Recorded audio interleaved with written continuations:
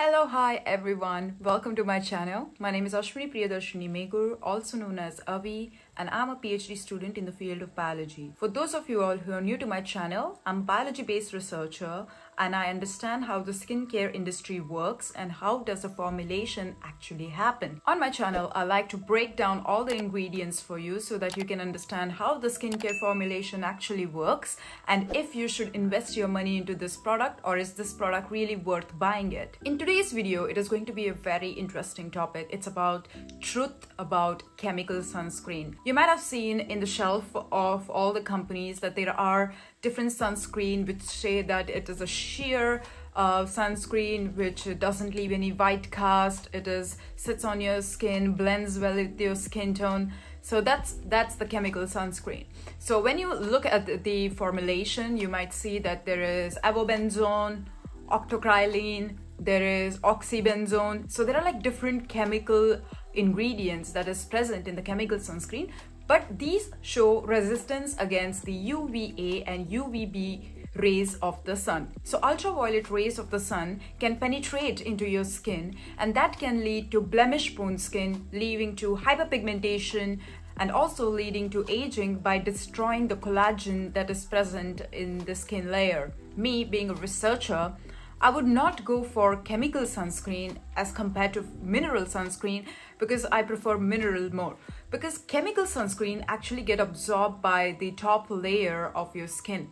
What happens is that when you apply chemical, so the chemicals penetrate into your skin and then they form a shield. So it is getting absorbed by the skin, which is not a good sign. And also in different studies, it has been concluded that when this chemical sunscreen get absorbed on the top layer of the skin, it converts the UV rays into heat.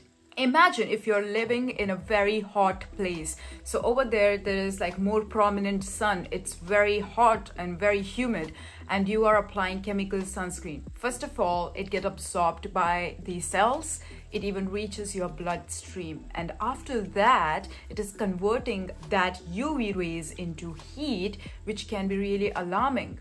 I'm not saying that chemical sunscreens are the worst, but I prefer mineral sunscreen formulation more than chemical sunscreen. In mineral sunscreen, if you see that there is zinc oxide, titanium dioxide, it means that it is a proper mineral sunscreen, and also mica.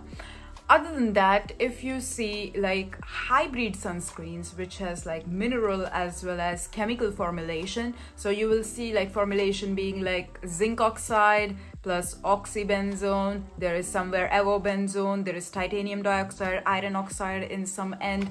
So iron oxide is mineral sunscreen ingredient. So if you see all these ingredients, it means like it's a hybrid sunscreen.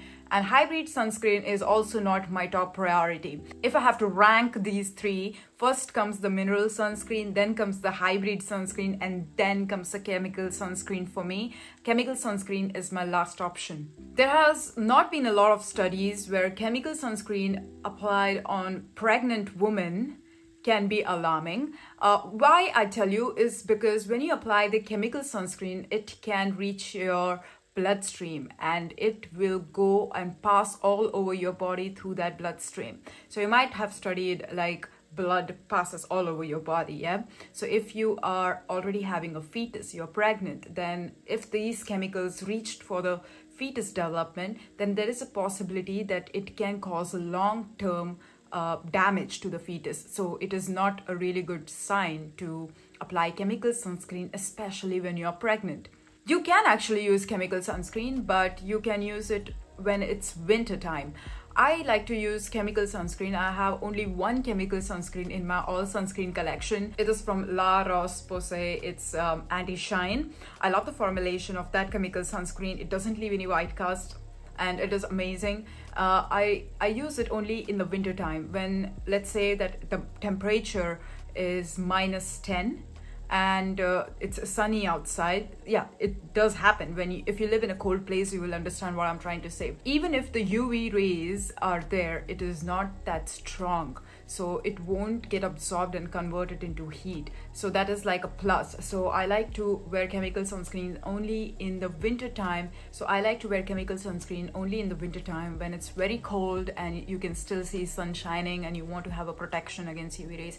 I might still use a mineral sunscreen over chemical, but in the wintertime, it's a preferable choice. So my final takes about the chemical sunscreen is that I would not prefer it for people who have dry skin, because when you have a ruptured skin, there is not enough water to hold on, then these chemicals can easily penetrate into your skin and they can reach to your blood vessels. So I would not suggest you if you are having very dry skin. Eczema prone skin should avoid it.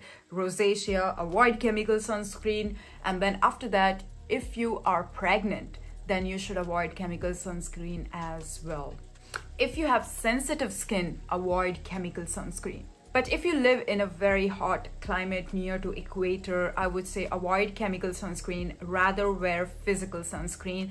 It is why? Because it just generates more heat into your skin and you don't want that. So what do you think about all the information about chemical sunscreen? If you really liked it, make sure that you hit that like button, subscribe to my channel, and also click on that bell icon so that you can be updated whenever I come up with a new video. So I will see you soon. Take care. Bye.